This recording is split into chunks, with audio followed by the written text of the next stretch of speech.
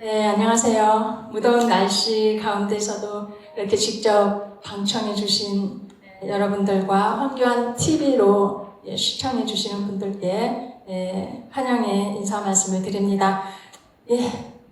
황교안의 싱크탱크 용산 포럼을 지금부터 시작하도록 하겠습니다. 우리 서로에게 환영의 박수를 보내드리면서 시작하겠습니다. 감사합니다.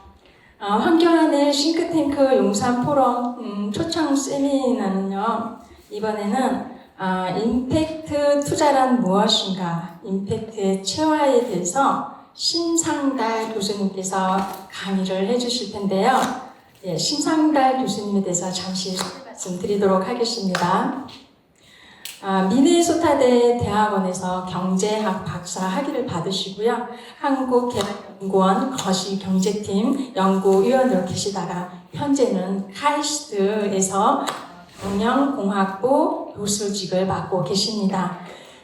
우리 심상달 교수님 앞으로 모실 때요. 정말 큰 환영의 박수로 맞아주시기를 바랍니다.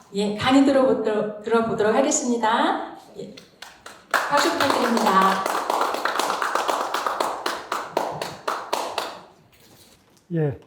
감사합니다. 저는 방금 소개받은 심상달입니다. 제가 남산에서 아침에 산보를 하다가 황교안 대표님을 만났습니다. 저희 집사람하고 만났는데 저희 집사람이 먼저 황교안 대표님을 알아보고 인사를 나누고 그랬더니 언제 한번 뵙자고. 그래서 그 지나가는 말로 정치인들 대가 그렇게 얘기하잖아요. 근데 어느 날 연락이 왔어요. 그래서 여기 와서 이제 이야기를 좀 나누고 그랬더니 2달 후에 무슨 포럼을 운영하는데 스케줄이 있어서 2달 후에 초청을 한번 하겠다고. 그래서 제가 그날 이제 임팩트에 관해서 혹시 임팩트가 뭔지 아시냐? 그랬더니 임팩트라는 말은 알지만 그 말이 특별한 미닝이 있는 거냐고. 그래서 그렇다고 그랬더니 우리 포럼이 있는데 포럼에 와서 한번 해주겠냐고.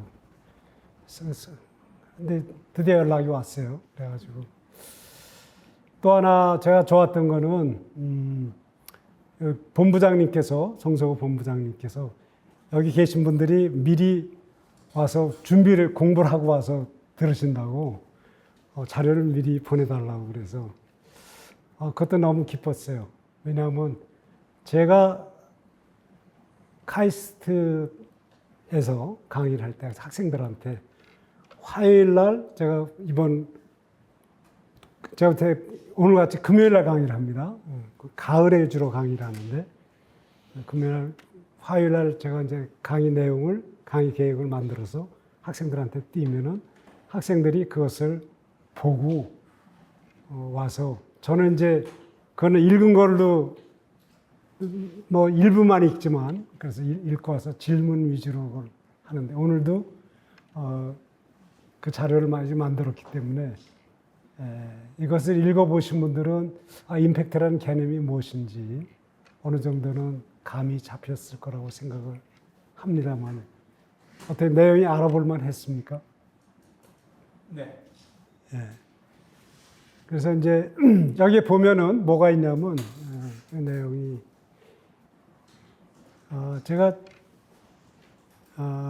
이 강의는 상당히 공을 들여서 준비된 자료다 이렇게 보시면 됩니다. 왜냐하면은 임팩트라는 개념이라는 것은 새로운 개념이고 그런데 이 개념을 만들어내신 분과 함께 코로나 덕분에 웨비나로 그분을 모실 수가 있었습니다. 저는 KDI에서 경제학을 연구를 했지만 제가 주로 무슨 창의적인 아이디어를 내서 연구를 많이 한 것보다는 포럼이나 컨퍼런스를 오가나이즈 하는 일을 많이 했습니다. 근데 이런 거를 하다 보면은 정말로 훌륭한 저명한 강사를 모시기는 굉장히 어렵습니다. 그런 분을 모시려면은 1년 전에 준비를 해서 뭘 해야 되는데 그래도 굉장히 어렵습니다. 그렇게 해서 제가 컨퍼런스를 하나를 오거나이즈를 해본 적이 있고, 그 다음에 KBS에서 옛날에 나이트라인 심야 토론이라는 게 있었죠. 심야 토론이라는 거를 통해서 지금과 같이 줌이 나오기 전에 미국에 있는 사람들하고 연결해서 토론하고 같이 대화하는 그런 프로도 만들어 본 경험이 있습니다. 이런 것들을 하기 위해서는 많은 기획이 필요합니다. 저는 경제 전문가로서 기획이 있지만 그곳에 작가, PD 이런 분들하고 협력을 해서 그래서 이게 얼마나 어려운 일인지 제가 잘 아는데 제가 이제 카이스트에서 가르치는 학생들은 저개발국계 학생들이 우리나라에 와서 배우는 겁니다. 그래서 우리나라의 코이카가 개발 원조 대신에 학생들을 불러다가 여기 와서 가르치는 그 과목에 제가 가서 가르치는데 그 중에 한 학생이 굉장히 대담한 용기 있는 질문을 했습니다. 제가 이제 서 로날 코엔의 경의 그 책을 갖고 그분이 쓴 책을 갖고 강의를 하니까 우리가 언제 한번 그 양반의 퍼스트 네임이 로니를 스피커로 해서 웨비나를 한번 하지 않겠느냐. 그래서 그 참 대담한, 왜냐하면 그분 바쁘기 때문에 그런 거 쉽게 다 들어줄 수 없을 거라는 거 제가 알지만 일단 본부에 연락을 해봤습니다. 그쪽에 얘기를 했더니 그런 리퀘스트를 다 할 수 없다. 그래서 이제 넘어갔어요. 근데 그러고 나서 1년 후가 됐는데 2021년 가을에 저희한테 연락이 왔습니다. 로널드 코엔 경이 쓴 Impact Drive Reshaping the Capitalism to Drive Real Change라는 책을 한국말로 자기네들이 출판사를 정해서 번역을 했는데 한국에 있는 저희는 이제 로널드 코엔 경과 협력을 해서 코리아 랩이라고 해서 이 랩에 계신 분들이 코리안 내셔널 어드바이저리 보드입니다. 거기에 있는 위원들이 좀 감수를 해줬으면 좋겠다. 리뷰를 해줬으면 좋겠다. 그래서 저희가 리뷰를 하게 됐습니다. 그래서 이제 이건 기회다. 그래가지고 그 학생의 생각을 해서 우리가 이것을 프로모션 차원에서 한국말 번역 책이 나오니까 웨비나를 한번 하자. 그래서 이 웨비나를 하게 된 것입니다. 웨비나를 2022년도 초죠. 2022년도 초에 웨비나를 하면서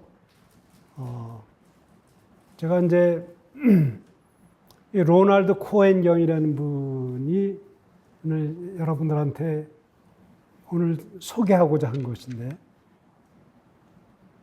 왜 그러냐면 전 세계의 새로운 패러다임 체인지를 앞으로 투자나 경제나 국가가 지향할 방향을 던지고 나가는 그런 운동을 하신 분인데 그러니까 영국에 같으면은 이분은 큰 어른이세요. 이분이 뭘 하자 그러면 수상이 말을 듣고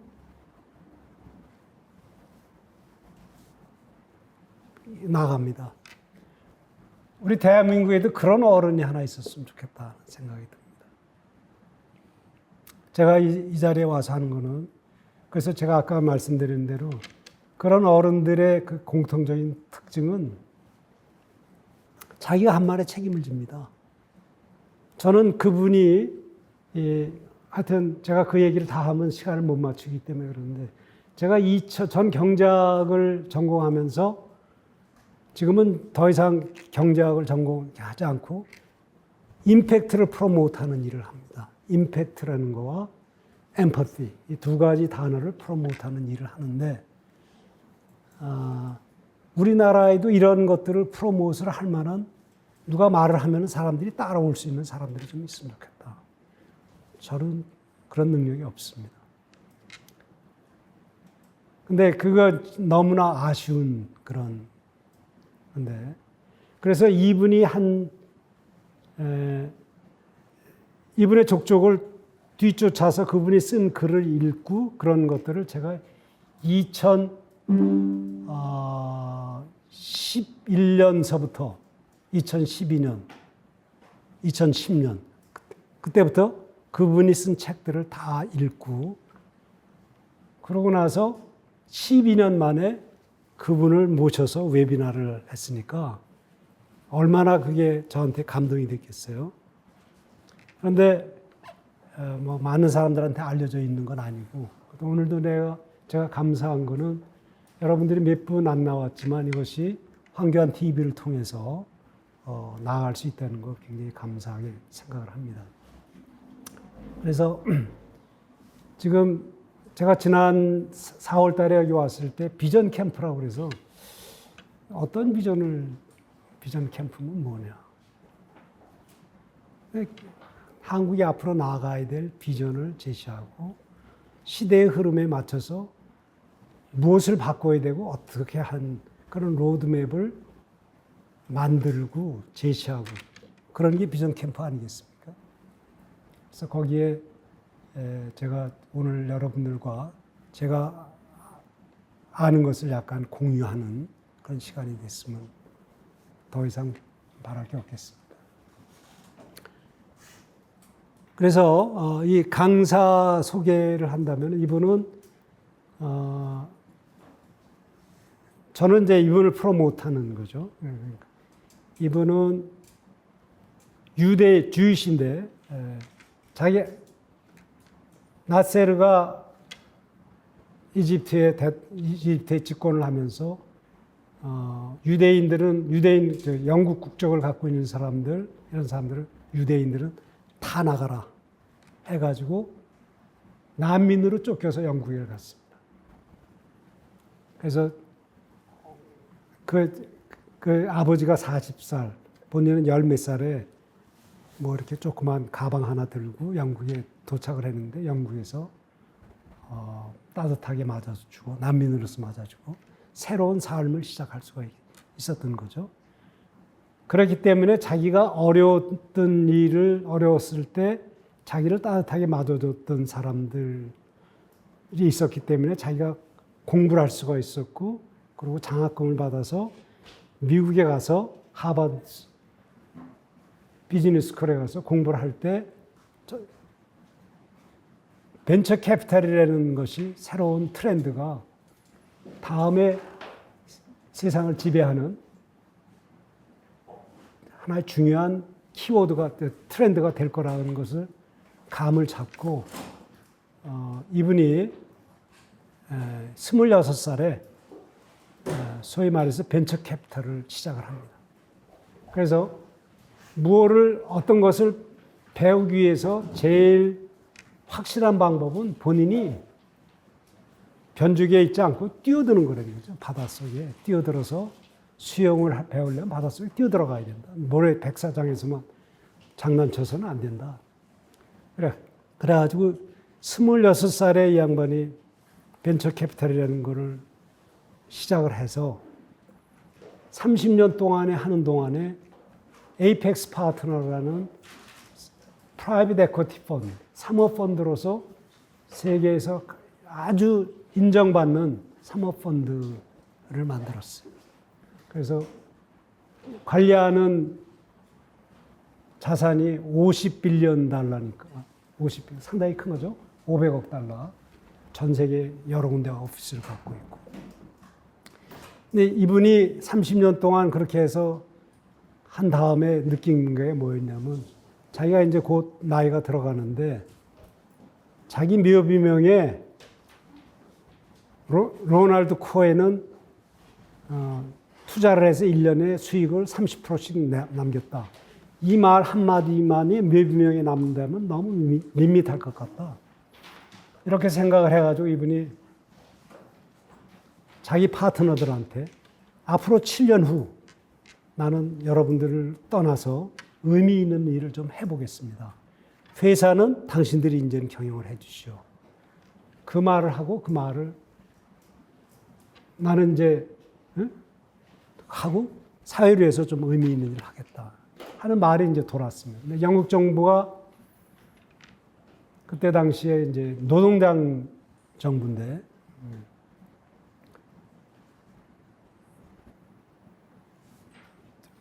데이비드 브라운이 나중에 수상이 되는데 재무장관으로 있을 때 그 재무부의 차관이 이분한테 전화를 해서 우리가 사회 빈곤과 이런 문제를 해결하기 위해서 정부가 노력을 굉장히 많이 하는데 전혀 성과가 나지 않으니까 당신이 기업가적인 시각으로 해서 그 문제가 뭔지를 들여다보고 우리한테 제안을 해 주시오. 그러니까 이 양반이 자기는 그런 일에 마음에 먹었으니까 그것을 즉시 수락을 해가지고 태스크포스를 만들어서 Growing Social Investment Market이라는 리포트를 2000년도에 냅니다. 2000년도에 내서 그런데 그때 그 태스크포스 리포트를 만들어 놓은 곳에 따라서 자기네들이 정부한테 건의한 부분이 있는데 그 건의한 부분을 대로 정부가 하도록 자기가 또 뭔가를 합니다. 하나씩. 그래서 저는 그 족적을 따라가면서 보고 너무 감동을 했어요. 한 사람이 그걸 해서 그 다음 단계를 쭉 하는데 영국과 우리나라와 차이는 거기에 있는 것이죠. 그런 것들을 해서 자기 자신의 그 사람은 돈도 이미 벌었어요. 근데 사회적으로 의미 있는 일을 하고 인생을 마치겠다. 그래서 그 일을 했어요. 그래, 이분이 뭘 하자 그러면 사람들이 모입니다. 그래서 저도 뒤늦게 그 분의 그것을 한국에,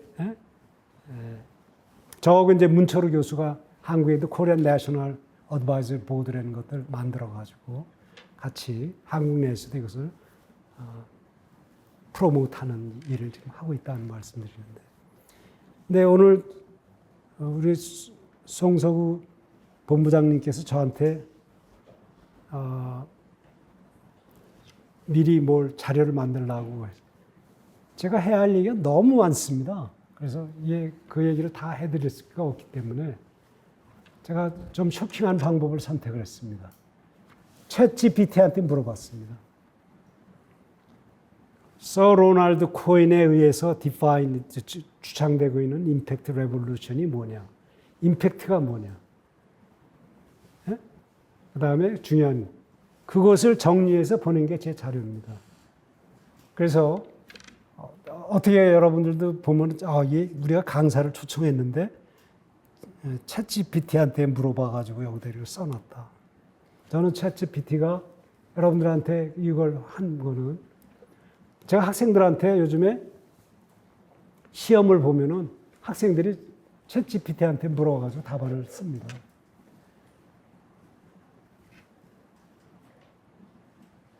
그러니까 그러나 제가 강조하는 방향대로 답안을 쓰지 않으면은 제가 좋은 점수를 주지 않죠.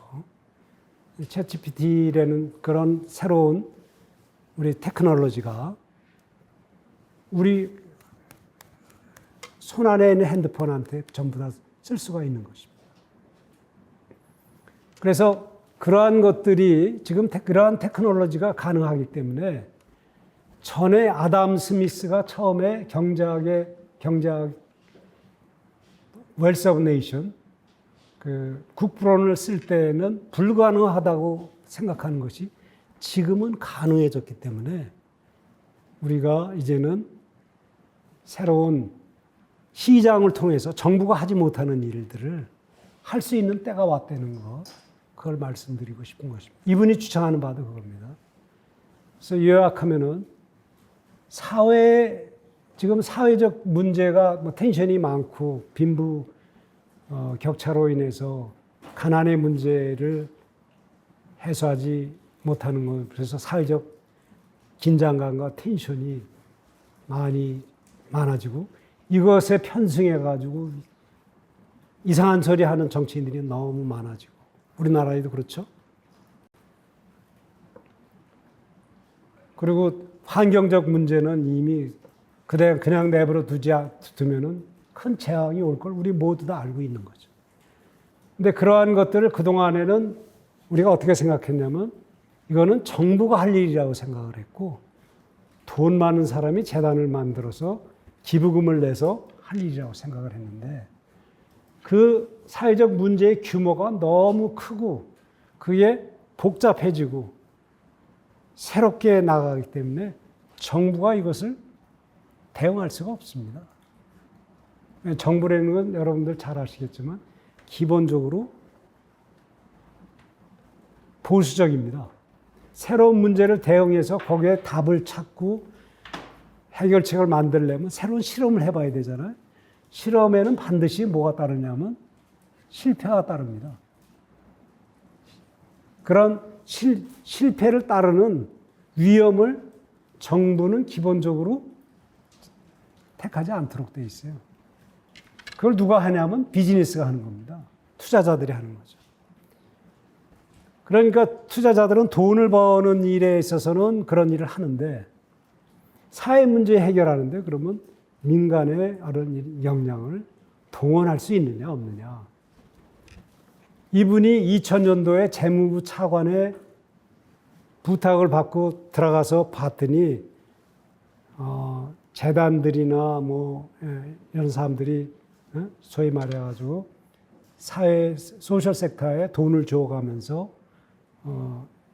여러 가지 일들을 하는데 하는 방법이 굉장히 비효율적이다 하는 걸 봤어요.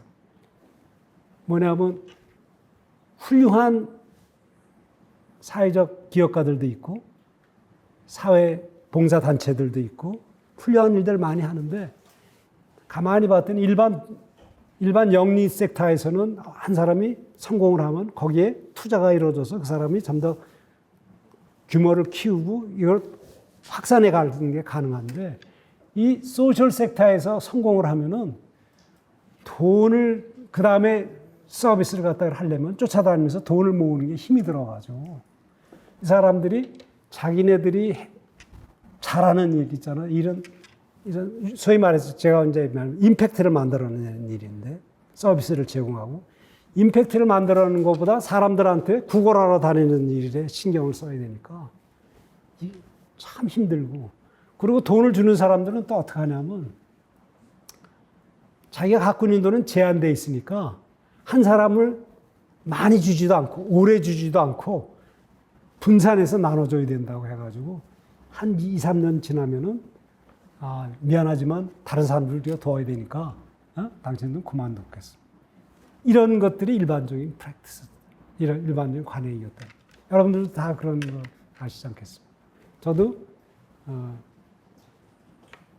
조그만 사회적 소셜 엔터프라이즈 네트워크라는 사단 법인을 지금 이사장으로 있는데, 그러니까 돈을 모으는 게 상당히 어려운 일이에요.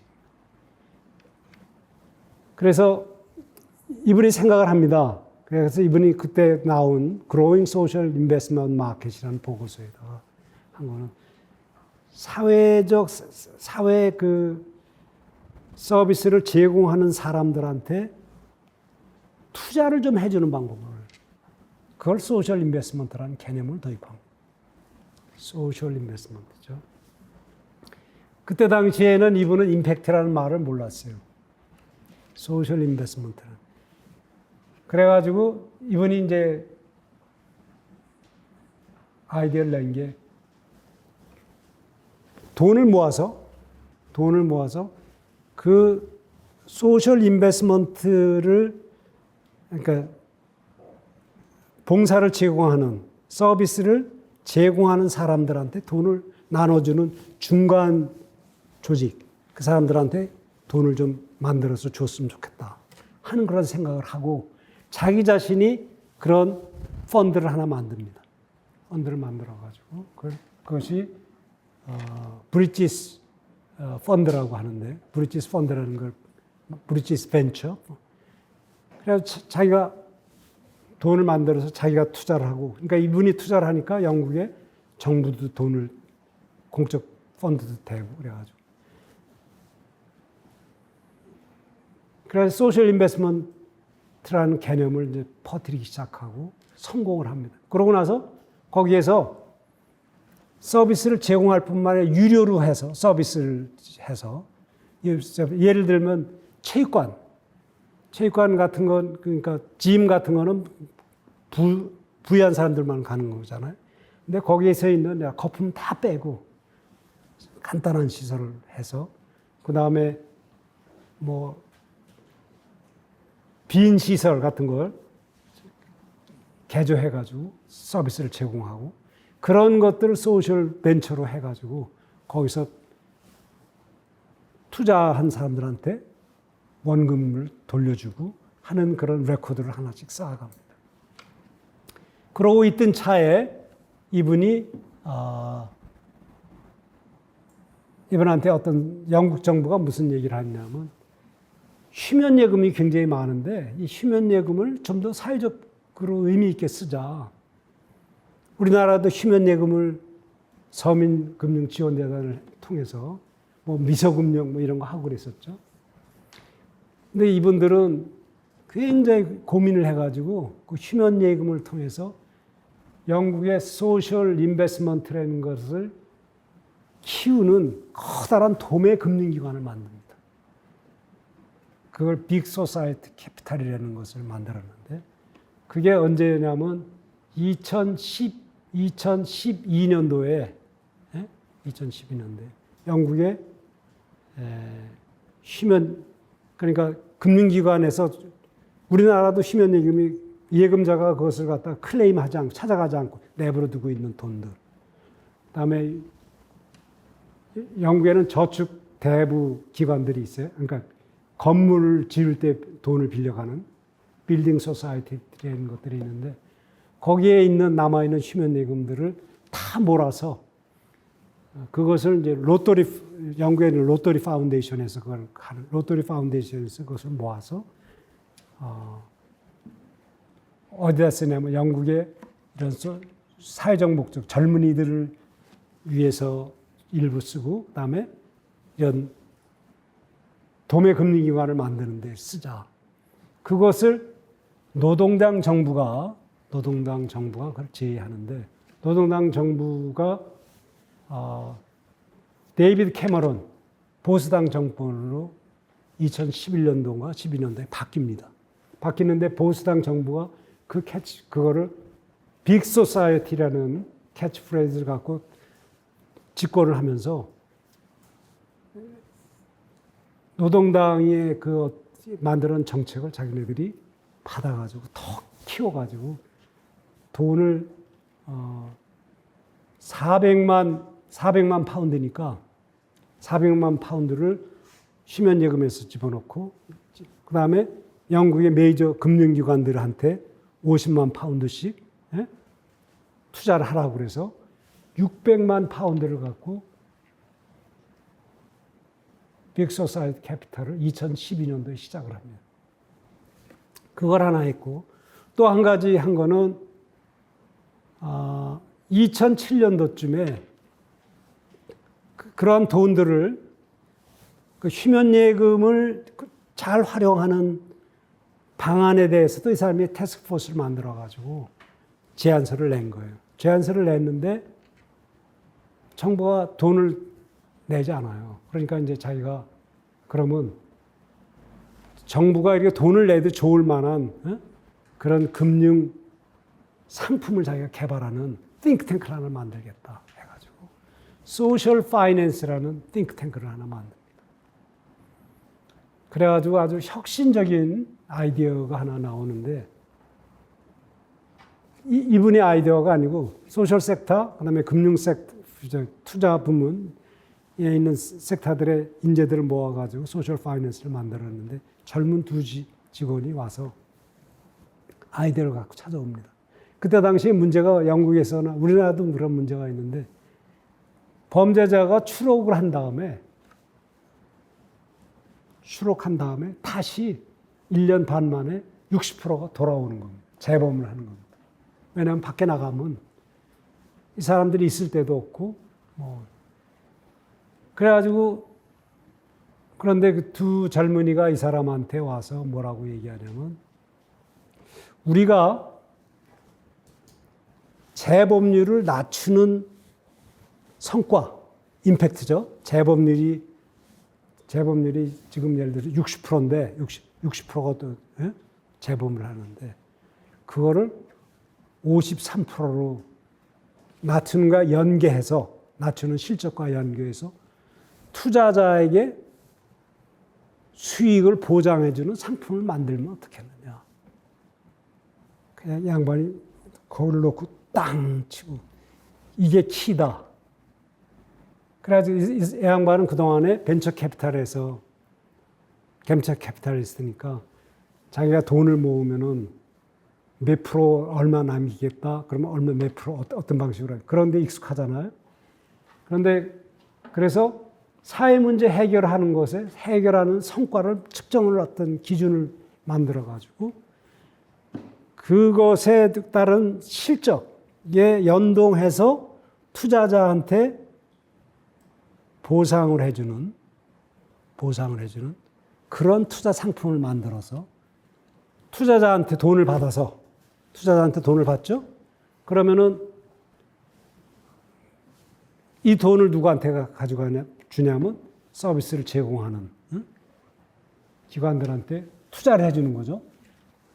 그래가지고 만약에 성과가 나면은 누가 돈을 갚아주느냐?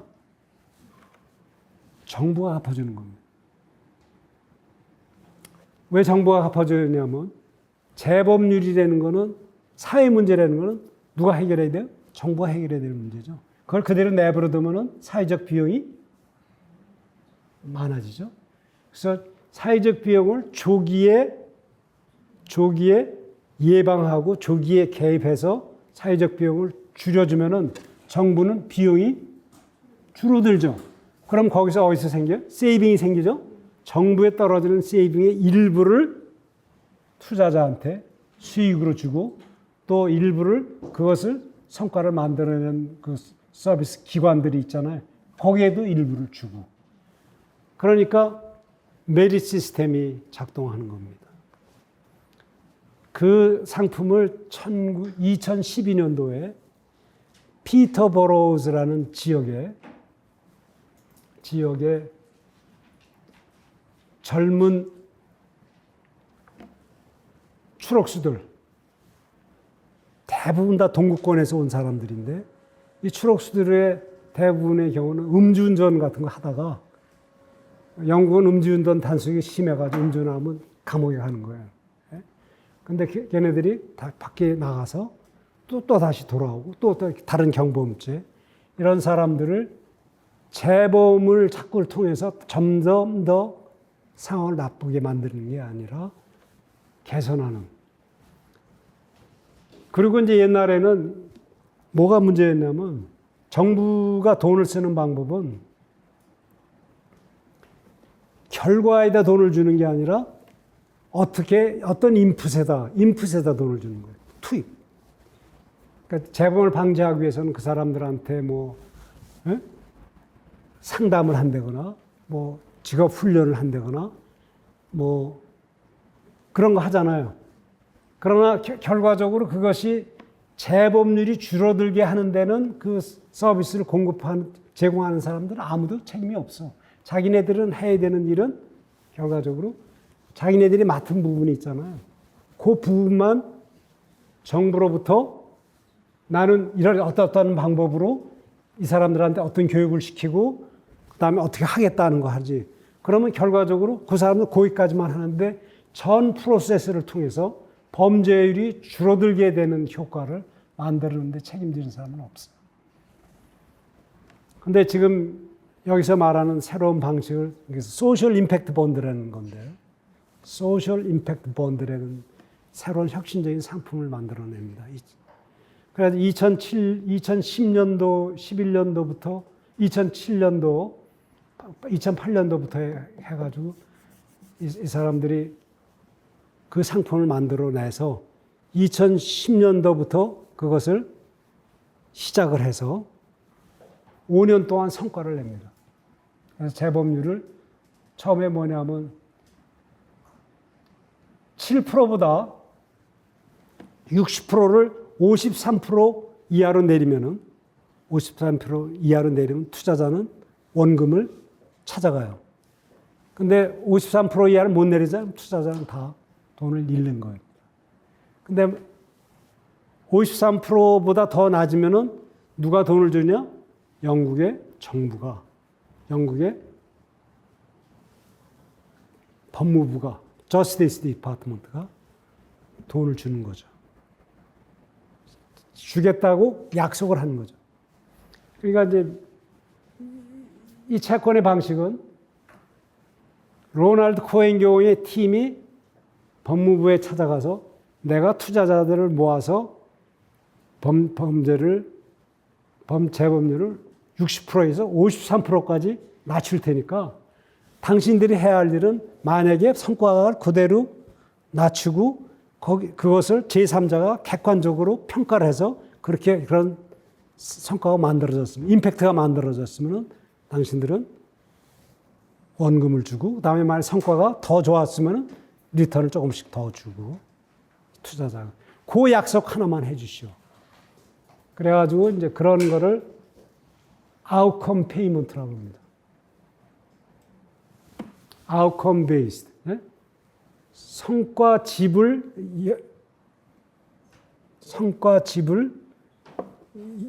조건에 의한 채권. 성과가 나면은 지불을 하는 거고. 그러니까 영국 정부는 어떻게 해야 돼요? 성과를 못 내면은 자기는 괜찮은 거예요.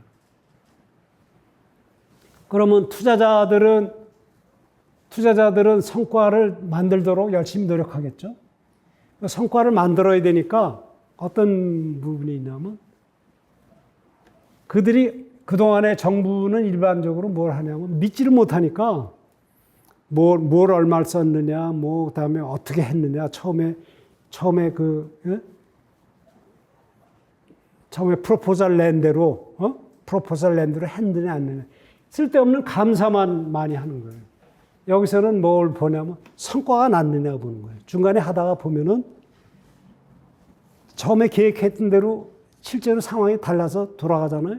그러면 그 사람들은 서비스를 제공하는 기관들은 자기네들이 최선으로 성과를 내도록 할 수 있는 재량권과 그러니까 거기에서 뭐가 나오냐면 혁신이 나오고 창의력이 나오고 그런 상품을 만든 겁니다. 그게 성공하면서 이것을 전 세계적으로 퍼뜨리자. 그래가지고 캐머런이 2014년인가 2014년에 데이비드 캐머런 영국이 G8 미팅 그때는 G8이었습니다. G7이 아니라 G8 미팅에 의장 국가가 됐을 때 태스크포스를 만들어가지고 이거를 각 나라 G8 국가에 퍼뜨리도록 하는데 그것을 로널드 코엔 경에 당신이 또 좀 해주셔. 그래가지고 만들어진 게 글로벌 스티어링 그룹 오브 임팩트 인베스트먼트. 글로벌 GSG라는 기관이 만들어졌고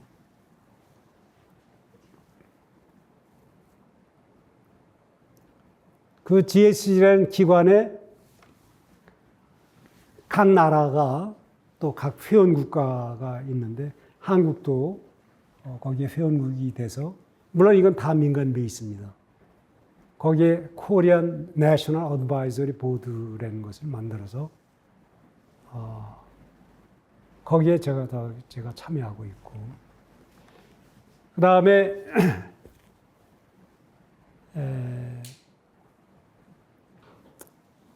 한 가지 2020년도 우리가 2020년도부터 코로나가 왔죠.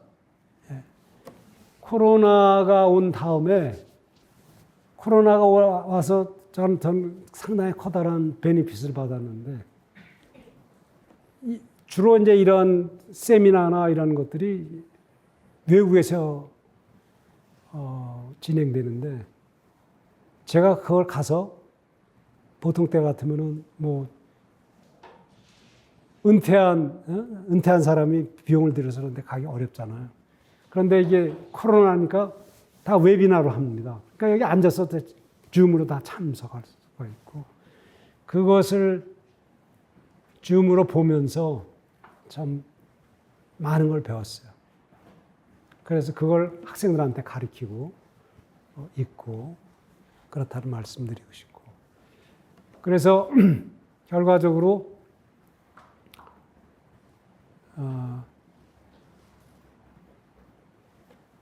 그러한 배경을 조금 이해하시면은 제가 여기 만든 자료라든지 다음에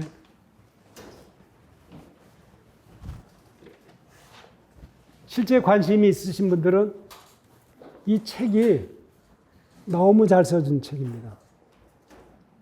저는 이 필드에 저도 2002년부터 이 필드에서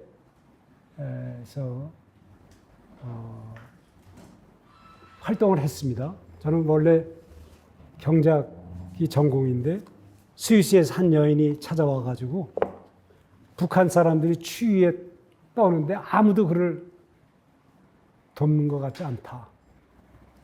그 사람이 북한 사람들에 대해서 긍휼한 마음, 그 엠퍼티를 갖고, 근데 그 사람의 엠퍼티에 전염이 돼가지고 그 여인을 도우려고 노력을 사랑의 줄잇기라는 운동을 했기 때문에 이런 데 이제 관심을 갖게 되는 것이고, 그래서 사회적 기업가들을 어떻게 하면은 그 사람들이 잘 활동할 수 있을까? 제 마음속에 그런 게 있었고, 그래서 제가 2007년도에 저도 공동체 자본주의 포럼이라는 심포지엄을 한번 개최한 적이 있었는데,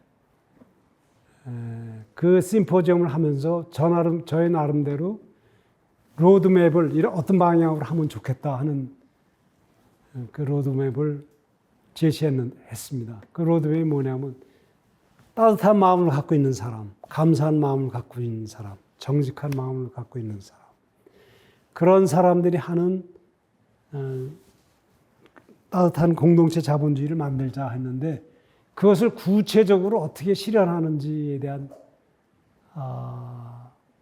그 방법은 몰랐는데 이분이 이 책을 통해서 그것을 제시했습니다. 그래서 제가 정리를 합니다. 뭐가 답이냐면 아담 스미스 인비지블 핸드라는 말을 여러분들 아시죠? 네, 보이지 않는 손. 우리가 시장 경제죠. 여기 앉아 계신 분들은 대부분 다 시장을 옹호하시는 분들이죠. 네. 그런데 시장에 뭐 어떤 문제가 있냐면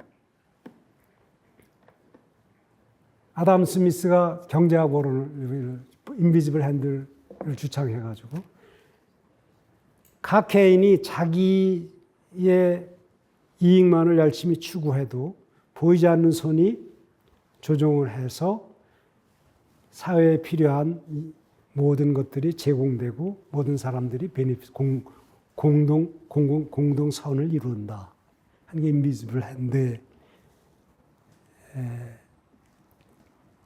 그 이론인데 거기에 제일 중요한 것은 가격의 조정 메커니즘, 가격을 통해서. 그래서 뭐 어떻게 하냐면 이 조정 메커니즘이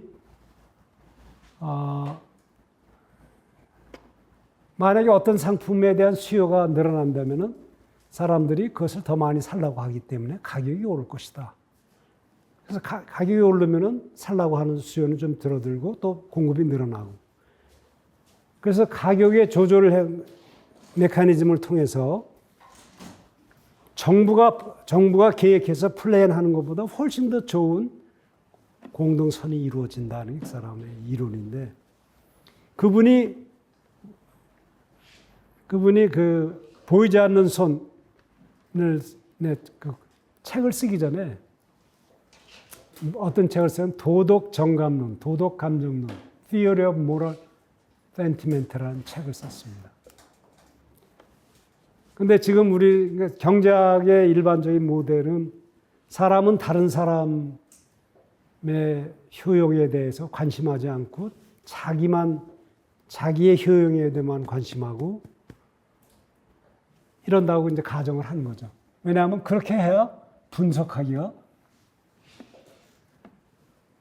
간단하니까, 심플하니까. 그러나 실제 사람이 그렇지 않다는 거죠. 사람 안에는 어떠한 사람도 자기가 행복하기 위해서 다른 사람들을 다 불행하게 해놓고 행복해 줄 수 없다는 거예요.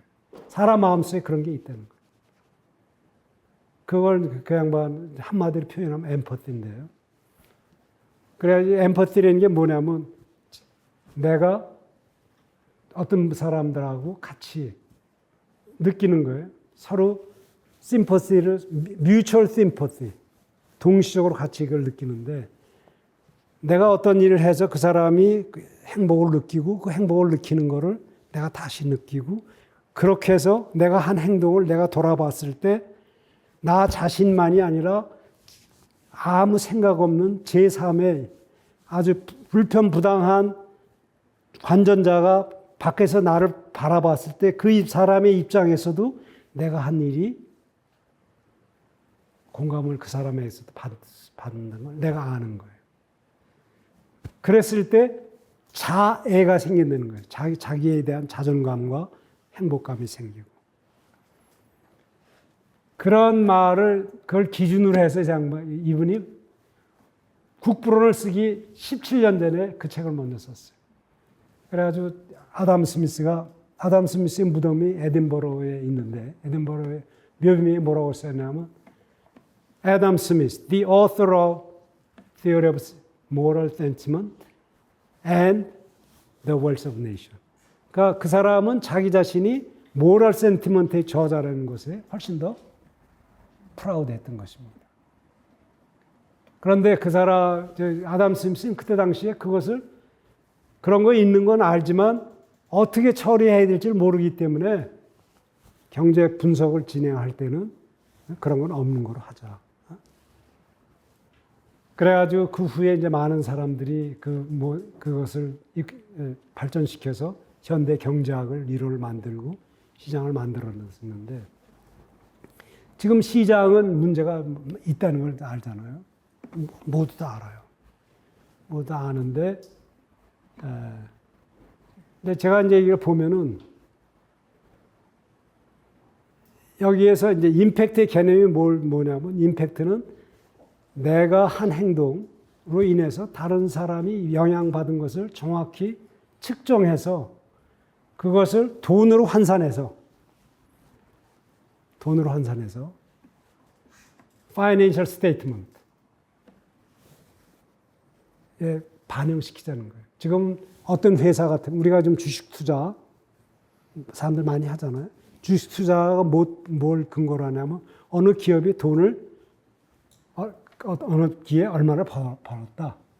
그래서 바텀 라인이라고 그래요. 그 제일 밑에 결국 어떤 걸 해서 들어가고 나하고 주고 받고 해서 남은 부분이 수익인데 수익이 얼마 남았다. 파이낸셜리. 이것만을 위해서 그걸 하는데 그거 말고 그 옆에다가 이 기업이 만들어낸 임팩트 있잖아요. 사회적으로 좋은 일 하는 거 포지티브 임팩트. 강물을 오염시켰거나 매연을 했거나 이런 것들을 해서 네거티브 임팩트. 그다음에 아동을 학대했거나 그런 것들을 다 감안해서 오른쪽에다가 한쪽에 임팩트를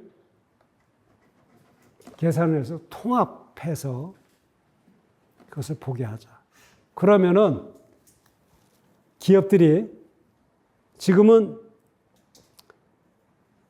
근데 실제로 그래서 이게 두 개가 한만에 합쳐지는 게 가능하다면은 그 임팩트라는 게 인비지블 핸드를 시장에서 가이드를 해서 필요한 임팩트를 좋은 방향으로 이끌어가는 heart of the market, 시장에 보이지 않는 심장이 될 것이다.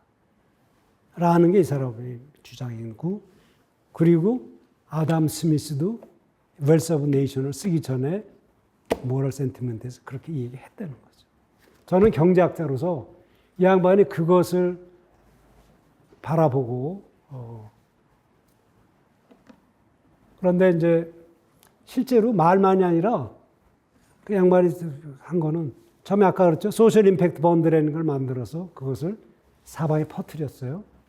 근데 소셜 임팩트 펀드라는 걸 만들어서 사방에 퍼뜨린 거는 소셜 섹터에 있으니까 거기에 일반적으로 투자하는 사람들은 재단이나 이런 사람들 투자를 해요. 그런데 실질적으로 더 많은 힘은 어디서 오냐면 자본시장에는 200트릴리언이라는 돈이 있어요. 근데 우리가 이런 것들을 해서 임팩트 인베스트먼트를 해가지고 해봐야 지금 약 2트릴리언, 2조 정도가 됐는데 200트릴리언이라는 돈이 있는데 이미 유엔이 뭘 억울했냐면 사회 책임 투자 원칙, Principle of PRI라고 합니다. Principle of Responsible Investment. 사회 책임 투자 원칙이라는 걸 만들어가지고 2006년도에 세계 굴지의 기업들은 우리가 이제 앞으로 이 세상을 지속 가능하게 발전시키기 위해서는 기업들이 이런 책임을 해야 됩니다. 그러니까 이걸 하기 위해서는 어떻게 해? 그냥 돈만 벌지 말고 사회의 환경과 지역과 뭐 여러 가지 그걸 ESG라고 그러는데 Environment, Social and Governance. ESG를 고려하면서 투자를 하자. 이 원칙에 사인을 그래서 4,000개의 기업이 이미 사인을 했어요. 사인을 했으면은 그 다음에는 자기가 무엇을 했다는 걸 리포트를 매년 냅니다. 그래가지고 이것을 그 사인한 기업들이 갖고 있는 자산이 120조 달러입니다. 그래 60%죠. 근데 그 중에서 실질적으로 그 사인한 40트릴리언 달러가 지금 이미 ESG를 고려하면서 투자를 하고 있어요. 근데 여기에는 아직 측정은 안 해. 근데 지금 만약에 여기에 대해서 그런데 이미 이 120조에 관한 것에 대해서는 기업들이 자기네들이 좋은 기업이라는 걸 보이기 위해서 자료를 이미 많이 생산하고 있고 요즘에는 빅데이터가 발달해가지고 제가 여러분들 엊그제 엔비디아가 세계에서 가장 밸류가 많이 가는 기업이 됐다는 얘기 다 신문에 났잖아요. 그래가지고 그런 것들이 인공지능의 데이터, 뭐 생성형 뭐 지능이라고 그래요. 그래서 그런 걸 해서 제가 여러분들한테 서머라이즈 한 거, 챗GPT가 이제 그런 걸 이용을 해서 이런 걸 그래서 그런 테크놀로지가 지금 가능하기 때문에 조사가 가능한 거예요.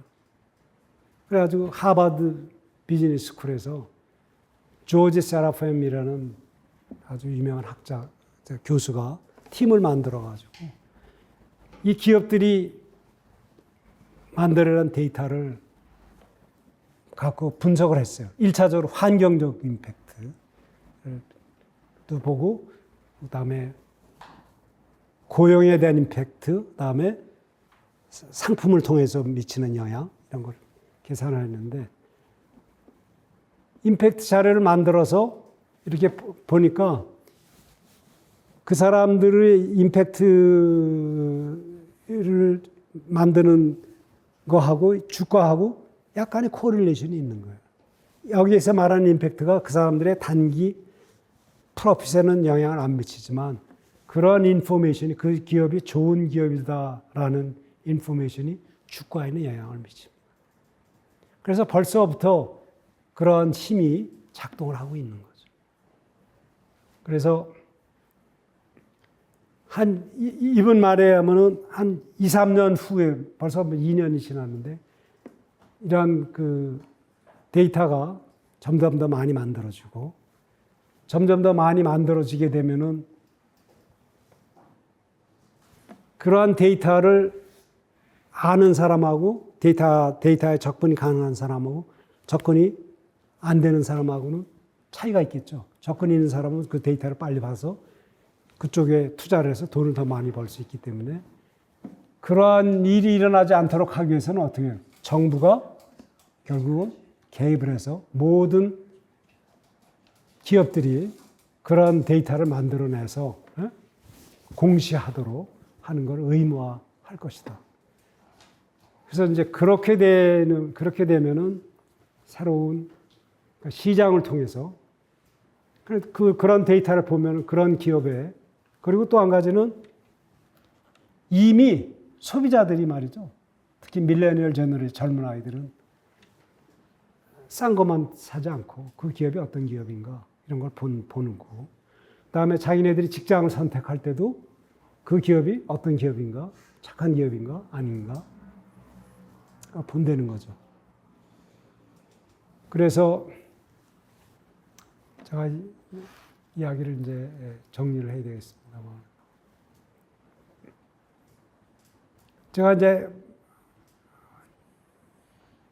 한 가지를 더 말씀을 드리면은, 제가 갖고 있는, 그래서 지금 결국은 데이터를 모아서 어떤 기업이 예쁜 기업이고 착한 기업인지를 구별함으로써 알림으로써 이걸 하자는 게 이제 이분이 갖고 있는, 그래서 그것에 따라서 기업들이 그런 좋은 임팩트를 만들도록 드라이브를 하자. 그러게 드라이브 하기 위해서는 임팩트에 대해서 투명성을 높이는 것이 가장 중요한 일이다 하고, 이분은 그걸 위해서 자기가 번 모든 재산을 통해서 재단도 만들고 하나씩 해가고 있어요.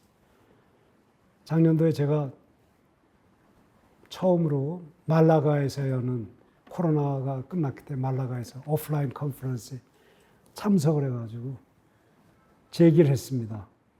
사람은 아무리 정교한 본부로 조사를 해서 투명성을, 데이터를 조사해서 만든다 하더라도 결국은 그것을 돌아가며 다시 속이는 그런 방법을 만들어낼 것이다. 그래서 더 중요한 것은 정말 좋은 기업을, 좋은 임팩트를 만들어내고자 하는 인텐션, 진정한 마음, 그걸 만드는 방법이 더 좋지 않겠느냐. 그래가지고 그게 이제 임팩트 체화 운동입니다. 그래서 임팩트 체화 운동은 결국은 사람이 좋은 의도를 마음속에 심고 그렇게 한다면은 그러한 것들을 통해서 임팩트를 만들어내는데, 저는 이제 우리 사회에서 제가 가장 지금 통탄해하는 거는 사람들이 좀 미쳐가는 것 같아요. 그렇게 안 느끼세요? 특히 정치에 있는 분들이 제정신이 아닌 것 같아요. 뭔가 이렇게 그 마음에 좋은 마음이 아니라 건강한 마음이 없는 것 같아요. 그래서 그것을 체화하는 그것이 굉장히 시급하지 않나. 그래서 저는 그 방법을 한 가지 알고 있습니다. 거기다 써놨는데, 좋은 책을 읽고 일지를 쓰는 겁니다. 저는 성경을 읽는데 매일 일지를 써요. 제가 학생들한테 너희들이 엠퍼티 다이어리를 써봐라.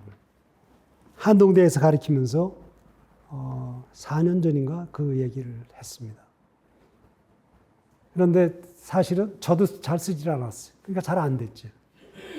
그런데 지난 2년 전부터 이번 달 6월 말이 되면 2년이 돼 가는데, 공동체 성경 읽기라는 지금 뭐 유튜브에 매일 나옵니다. 그래서 저는 그 매일 읽고, 누가 저한테 그 얘기를 했어요. 제가 이제 온누리교회 장로인데, 장로님이 이걸 하게 되면 다 장로님의 네트워크에 있는 사람들한테 이것을 권하면서 같이 할 수 있을 겁니다. 제가 그 말 한마디에, 그래서 저는 다른 건 떠나서 내 학생들한테 그 다이어리를 쓰게 할 수 있을 것이다 싶어가지고 성경을 읽고, 근데 여기에는 선택권이 있습니다. 매일 새로운 그날 읽어야 될 부분이 유튜브에 뜨는데, 그것 중에 그거를 읽고 저한테 사부가 있는데 그분이 저한테 보내요. 그리고 자기 그 묵상을 써서 조금 있다가 또 보내고. 그런데 당신이 할 수 있는 방법은 세 가지 중에 하나입니다. 그냥 읽거나 1. 2. 그 중에 한 구절을 붙잡아 보거나 3. 묵상을 써보는 겁니다. 근데 저는 학생들한테 그걸 약간의 본을 보여야 되기 때문에 처음에 이제 마음을 그럼 나는 묵상을 해봐야 되겠다 하고 시작을 했는데 일주일이 갔고 2주가 갔고 지속되더라고요. 그러다 보니까 이제 어떤 사람들이 저한테 뭐 상담을 요청하는 경우가 있어요. 인생의 문제를 뭐냐. 제가 답을 줄 수는 없지만 내가 이것을 당신한테 보내주겠소. 해가지고 해서 지금 리스트가 상당히 많이 길어졌습니다. 그래가지고 지난 2년 동안에 제가 회생을 했습니다. 제가 이렇게 말이 이렇게 많은 사람은 아니었는데 힘이 생겨가지고 말을 쭉 할 수가 있게 됐고 너무 감사하고 그래서 이 큰 체인지는 임팩트라는 것은 체인지가 일어나려면은 내가 변화해야 되는 것이거든요. Be the change you want to see.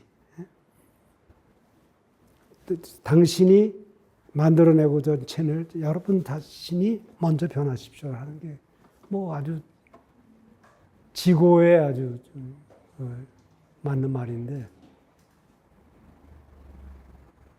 그래서 우리 학생들이 요즘에 학생들한테 실러버스에다 뭐라고 그러냐면 여러분들은 엠퍼티 저널을 쓰십시오. 이것이 성적의 30%를 반영할 것입니다. 나는 매일 써서 보낼 테니까 여러분들은 일주일에 하나씩은 써라. 읽는 거는 어떠한 책을 선택해도 좋습니다. 좋은 책을. 나는 성경을 읽고 당신은 코란을 읽어도 좋고 불경을 읽어도 좋고 노자를 읽어도 좋고 제가 얘기한 영어로 임팩트가 있습니다. 임팩트 읽어도 좋고 여러 가지 책 중에 하나 선택을 해서 읽어라. 그래가지고 작년도에 첫 해 두 번 학생을 첫 학기에는 학생들이 그렇게 많이 호응을 하지 않았는데 지난 학기에는 그걸 30%로 올렸는데도 많이 따라왔어요. 그리고 요즘에 강의 평가를 하죠. 저는 여러분들도 잘 느끼시겠지만 제가 말을 조리 있게 하는 사람 별로 아닌데 그래서 강의 평가가 별로 좋지 않았어요. 학생들이 처음으로 좋은 강의를 평가를 했어요. 자기들이 진짜 배웠다.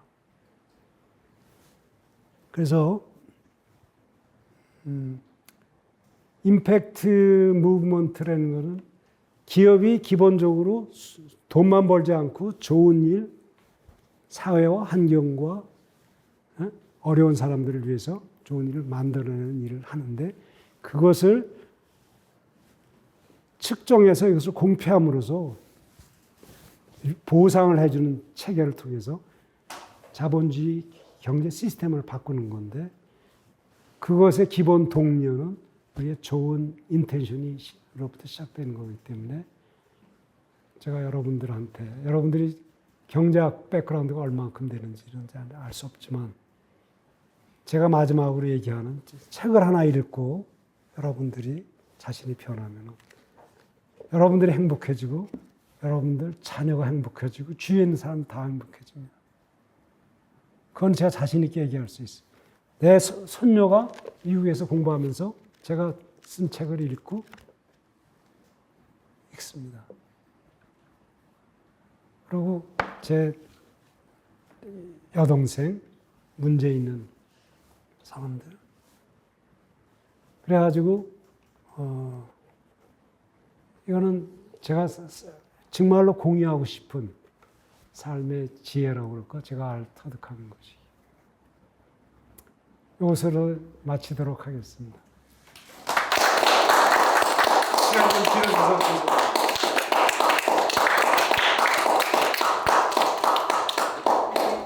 감사합니다. 예, 심상달 교수님, 예, 임팩트 투자란 무엇인가, 임팩트의 체화에 대해서 예, 강의를 해주셨는데요. 참 흥미로운 그런 강의였다는 생각이 듭니다. 네, 다시 한번 박수 부탁드립니다. 네, 계속해서 토론을 이어가도록 하겠습니다. 두 분이 토론을 해주실 텐데요. 첫 번째로 우리 황인학 박사님께서 시간이 나오시다고 하셔서 먼저 하는 걸로 하겠습니다. 황교안 TV에서 황인학 박사와 함께하는 안 들리나요? 네, 황인학 박사와 함께하는 황교안의 경제 이야기. 되는 것 같은데 저는.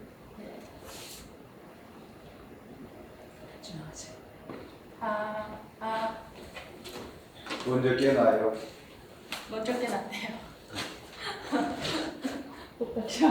제가 목소리를 좀 크게 할까요? 네. 다시 소개를 해드리겠습니다. 황교안 TV에서 황인학 박사와 함께하는 황교안의 경제 이야기 프로를 이끌어 주시는 분이세요.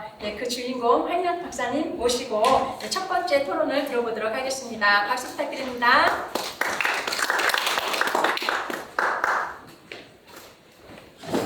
감사합니다. 예.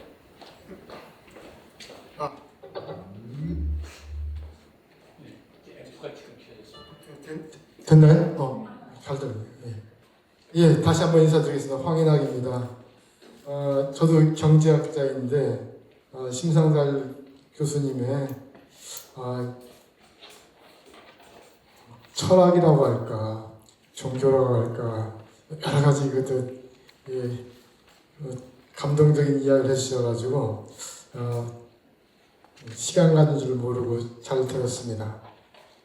그런데 저는 그 지정 토론을 의뢰받을 때 내용을 보고서 임팩트 투자, 임팩트 혁명 이런 내용도 있어가지고 경제 제도에 대해서 이야기를 하면 되는가 싶었는데 막상 현장에 들어보니까 이 경제 제도나 정책에 대한 이야기가 아니라 인생을 어떻게 살 것인가, 착하게 살자, 좋은 의도를 가지고 남에게 부정적인 영향보다는 긍정적인 영향을 주는 그런 이야기를 많이 해주셔가지고 제 토론 어쩔까 싶습니다. 근데 기왕에 준비해왔으니까 임팩트 투자에 대해서 제가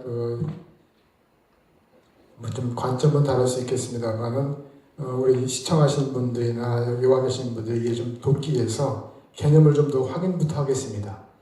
임팩트 투자란 투자 수익을 무시하는 건 아닙니다. 투자 수익을 추구하지만 그와 더불어서 이런 사회적인 문제, 환경적인 문제도 좀 긍정적인 영향을 창출할 수 있는 그런 목적으로 이렇게 투자를 하는 것이다. 그러니까 결국은 투자자가 하는 겁니다. 투자자의 이야기.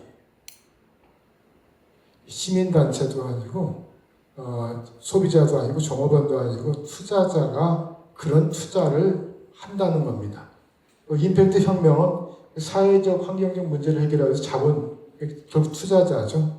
자본과 기업의 역할을 재정해야 하자. 자본이 착한 쪽으로 기업들을 압박하자는 거지. 그런 식으로 이제 하거나, 근데 거기 또 플러스 사회적 기업에 대한 이야기를 말씀하셔가지고 지금 심 교수님의 그 말씀하신 장르가 되게 많아요. 그래서 그 다 제가 소화를 못하니까 임팩트 투자 혁명에 대한 이야기만 하도록 하겠습니다. 제가 조금 더 내려보시겠습니까?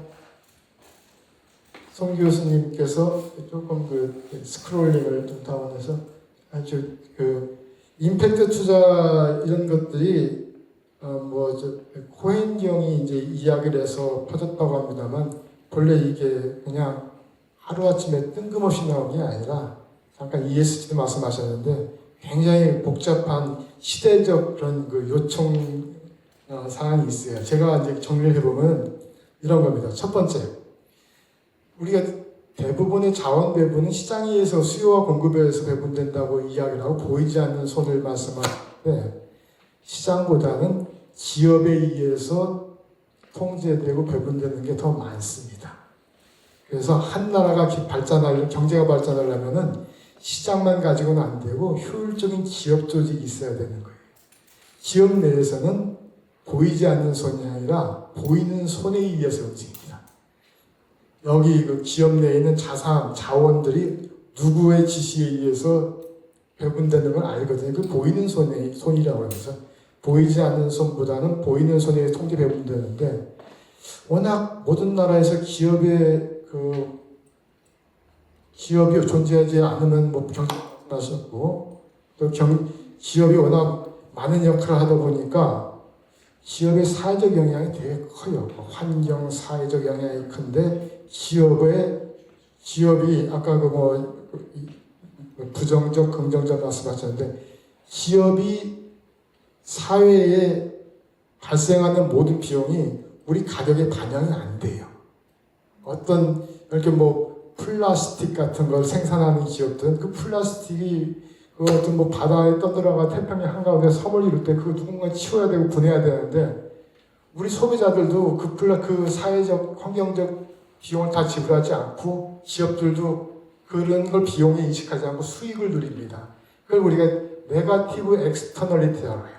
소비자, 거래 당사자에게 모든 비용이나 가격이 귀착되지 않고 제3자에게, 후손에게, 지구 전체에 영향을 미친 이런 걸 부정적인 외부 효과인데 이게 적지 않아요.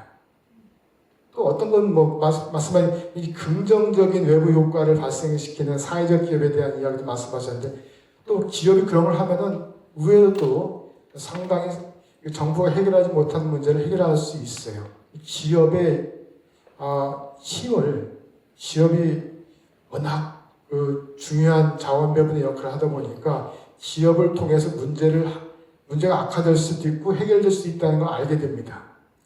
그런데 여기 또 하나 기관 투자자 주식시장에서 기관 투자자의 역할이 엄청나게 늘었어요. 뭐 공적연금, 뭐 사학연금, 국민연금 전 세계에서 그러다 보니까 이 연기금이 엄청 늘고 또 뭐 PEF나 기관 투자자가 엄청 커졌어요. 미국 시장 같은 경우는 1980년대 기관 투자자의 비중이 전체 주식시장에서 30%밖에 안 되는데 2000년도는 70%에 달해요. 사실상 상장회사를 통제할 수 있는 힘은 기관 투자자한테 있습니다. 이걸 알고 코피 아난이 유엔 사무총장을 그만두고 난 다음에 글로벌 연기금 기관 투자자들한테 편지를 보내가지고 야 우리 이제 주식 투자할 때 자본 투자할 때 거기에 재무적 성과 지표 말고 ESG 이런 것들을 고려하도록 하자. 이 이니셔티브를 한 것이 2004년입니다. 2004년에 그때 그쪽이 본 후케오 윈스의 커넥팅 파이낸셜 마켓 자본시장을 연결시켜가지고 세상을 변화시킬 수 있다. 바로 기관 투자자가 투자를 어떻게 하냐에 따라서 자본의 힘이 그것이다 라고 주장을 하면서 PRI 원칙을 만들죠. 아까 말씀하신 유엔의 그 책임 투자, 리스판서블리티. 다시 말하면 기관 투자자가 책임의식을 갖자. 이게 이제 그 중요한 하나의 시발점이 됐죠. ESG란 말도 E 따로 S 따로 G 따로 떨어 있었는데 이때 처음으로 이제 통합적인 용어로 사회에 나오는 것이 2004년입니다. 좀 더 그래가지고 이제 그 UNPRI가 되면서 이제 글로벌 연기금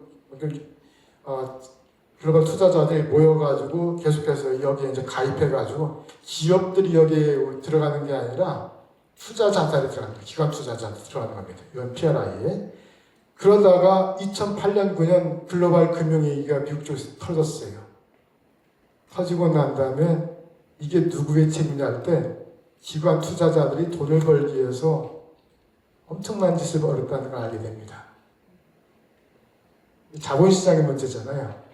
특히 영국 같은 경우도 이제 이 사태를 영국은 문제가 터지면은 써자를 붙인 그 귀족들이나 기사들이 나와요. 아까 코엔도 그렇지만 여기도 이제 뭐가 문제인지를 분석하는데 서 데이빗 워커가 이제 나와가지고 이제 영국 정부의 권유하에 분석을 하죠. 그래서 영국의 은행과 다른 그 기관, 재무 투자자 단체들이 뭔 잘못을 했는지 자기네들 충분히 통제할 수 있는 지분을 갖고도 기업들한테 통제하자고 오히려 기업들이 장기 투자를 하려면 그걸 막고서 그런 돈이 있으면 우리한테 배당을 줘. 아니면 자본 감자해서 주가를 올려. 이런 식으로 그 이익을 추구한 단기 자본주의 원인이라는 것을 이야기를 하게 됩니다. 그것을 막기 위해서 스튜어드십 코드라는 것을 2010년에 만들죠. 들어보셨을 거예요. 우리나라 국민연기금도 스튜어드십 코드. 기관 투자자한테 완장을 씌워준 겁니다. 이제 당신들은 지금부터 재무적 성과 외에도 ESG, 가버넌스, 환경, 사회 문제, 기업들이 어떻게 하는지 적극적으로 관여하고 대화를 하고 그리고 요구를 하라고 이야기를 하죠. 이상하지 않아요? 기관 투자자가 뭔가 잘못을 했는데 그들에게 더 많은 권한을 준 게 지금 월커트 저 양반도 투자자였어요. 아까 코엔도 마찬가지 투자자들입니다. 결국 저렇게 돼가지고 오히려 완장을 스튜어드십 코드, 스튜어드십 말이 집사라고 하지만 사실 종교적인 이야기예요. 우리는 기업 경영자나 기관 투자자들 대리인으로 보는데 내 돈을 대신 운영해 주는 사람으로 보는데 여기는 그게 아니라 우리를 믿고 맡기세요. 마치 하느님이 아담과 이브에게 맡기듯이 이런 식의 그런 철학이 들어가 있는 거거든요.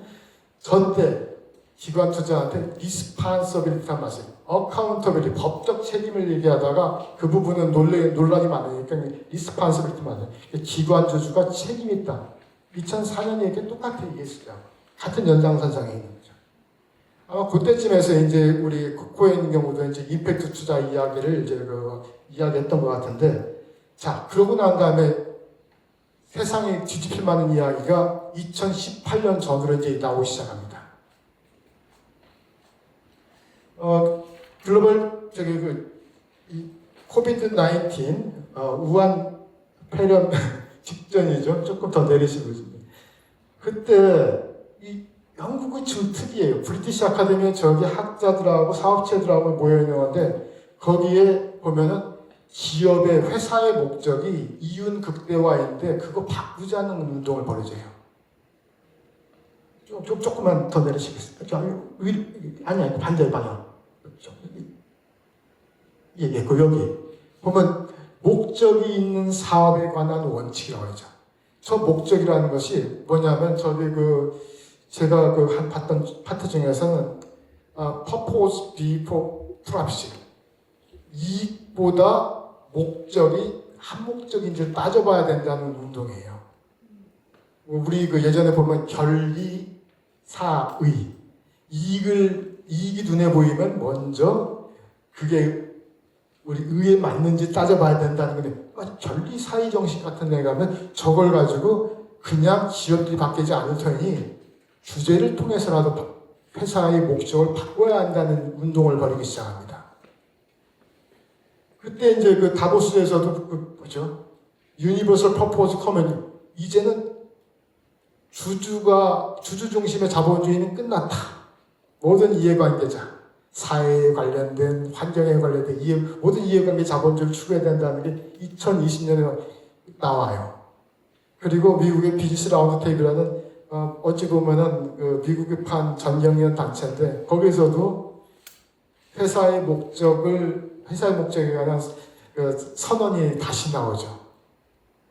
뭔가 좀 이상한 게 자본주의의 본질을 바꾸자는 운동이 일어나는 겁니다. 좀 더 내리시겠어요?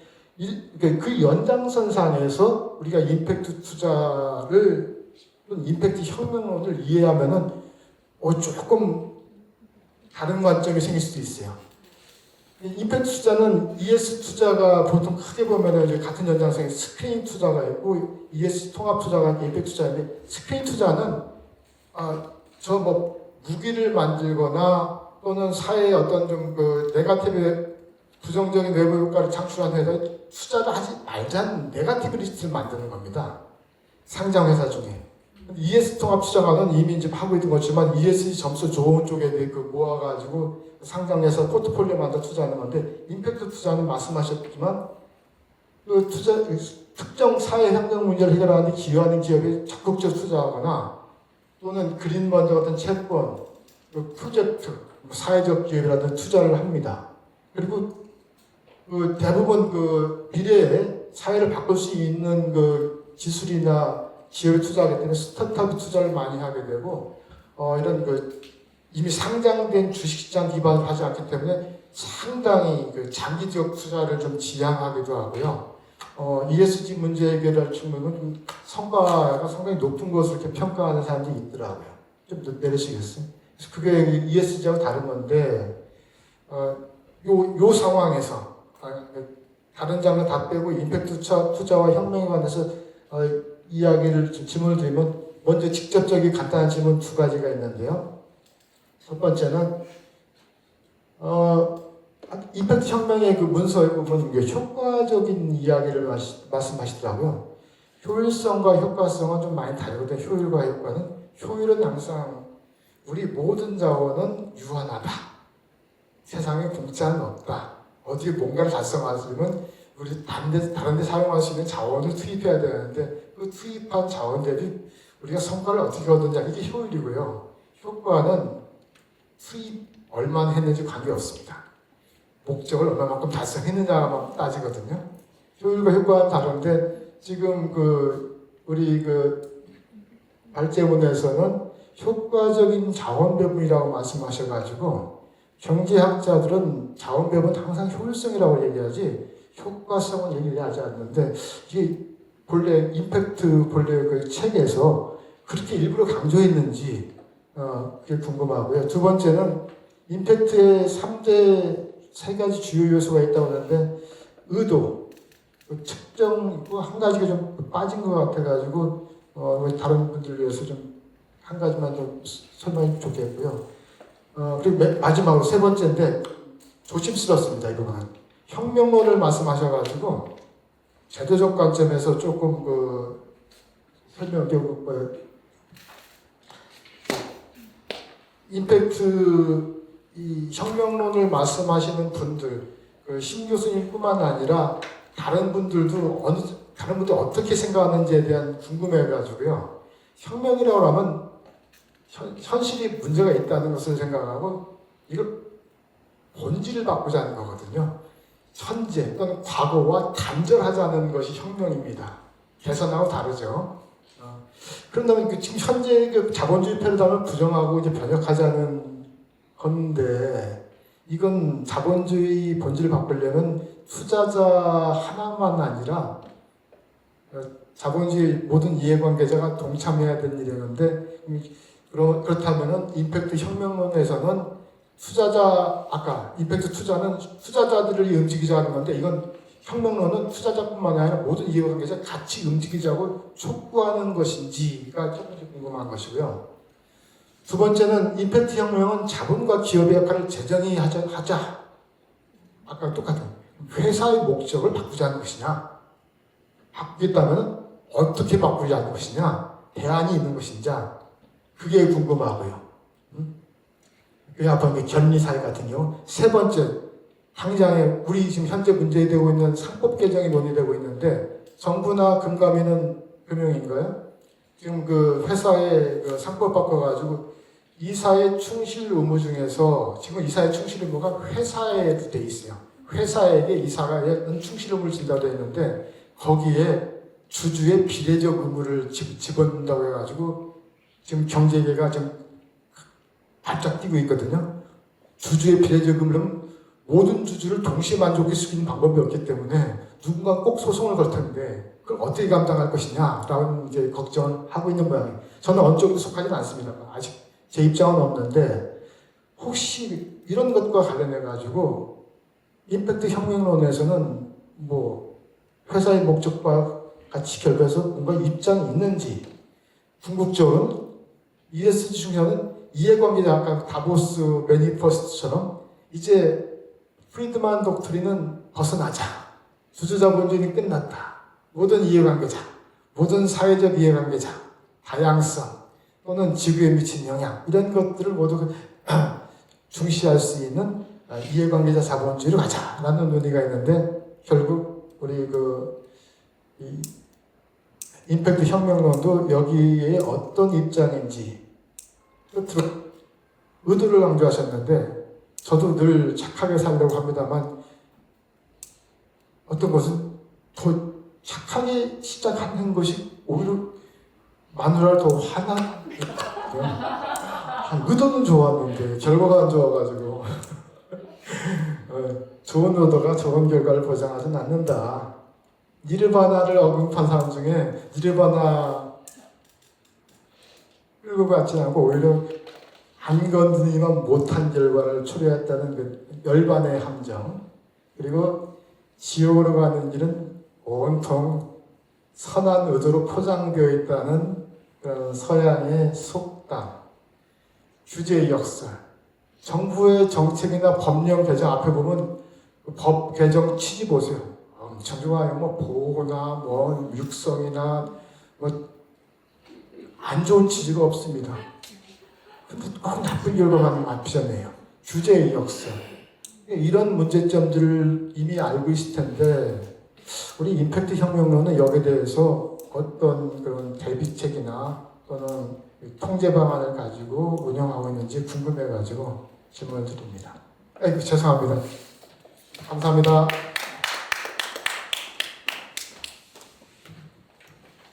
네, 예, 사회자로서 참 서로 이렇게 의견이 상충하는 것 같아서 좀 난처한 그런 시간인 것 같은데요. 그래도 참 좋은 그런 말씀 잘 들었습니다. 시간이 많이 지나서 두 번째 토론을 들어야 되는데요. 여기서 그냥 마치는 걸로 하고요. 질문도 많이 하셨기 때문에 우리가 서로 고민해보는 그런 시간을 따로 가지시기를 바랍니다. 이대로 마치는 게 좀 아쉽긴 한데요. 우리 이제 심상달 교수님 한 말씀 하실 있으시면 잠시 말씀해 주시고 마치도록 하겠습니다. 그래서 지금 질문을 굉장히 많이 해주셨는데 저 책이 제가 지금 우리 황 박사님이시죠? 네. 황 박사님이 질문한 그런 이슈를 갖고 한 학기 동안 전부 강의를 합니다. 그러니까 거기에 있는 그 이슈 하나하나씩 해서 그래서 이제 간단한 것만 말씀을 드린다면 아까 그 세 번째, 첫 번째, 두 번째 아까 그 답은 제 답이 아니라 챗GPT가 답변을 세 개를 해주는 거였는데 세 번째 답은 뭐냐면 어트리뷰션입니다. 결과를 어디에 귀속시키느냐 성과를 귀속시키는 거였는데 예를 들어서 운이 좋아가지고 좋은 결과가 나올 수가 있잖아요. 그걸 자기가 했다고 그러잖아요. 그건 임팩트가 아니죠. 임팩트는 내가 노력한 것에 의해서 나오는 거죠. 그래서 컨트롤드 익스페리먼트를 통해서 랜더마이즈 컨트롤 익스페리먼트를 통해서 그 프로그램과 그 인터벤션이 일어나는 것을 해서 그걸 하도록 돼 있고 그 다음에 이제 모든 그러니까 이게 투자자들의 힘을 통해서 사회를 바꿀 수 있는 힘이 더 강한 건 사실인데 투자자들만을 바뀌어서 되는 것도 아니고요. 아까도 제가 말씀드렸는데 실질적으로 이 무브먼트가 전 세계적으로 이게 말이 혁명인데 패러다임이 바뀌는 겁니다. 리스크 리턴에서 리스크 리턴 임팩트 세 가지를 고려하면서 투자와 비즈니스를 하자. 이렇게 바뀌어가는 프로세스를 혁명이라고. 왜냐하면 그전에는 돈만 버는 거였는데 그런데 그것에 제가 이제 그걸 강조했던 이유는 아담 스미스의 경제학의 기초에도 의도, 좋은 뜻, 그런 것들을 측정할 수가 없어서 그렇게 만든 것이지 사람 인생사가 그렇지 않다는 것을 인정한 겁니다. 그리고 지금 말씀하신 것 같이 좋은 의도를 갖고 사기친다고 사기치는 사람들 많고 그러기 때문에 트랜스퍼런스가 중요하다고 강조하고 그래서 이 사람들이 얘기하는 거는 회계 시스템을 갖다가 General Accepted GAAP에서 Impact Weighted Accounting Principle로 가자고 하고 그 다음에 지금 미국을 제외한 IFRS는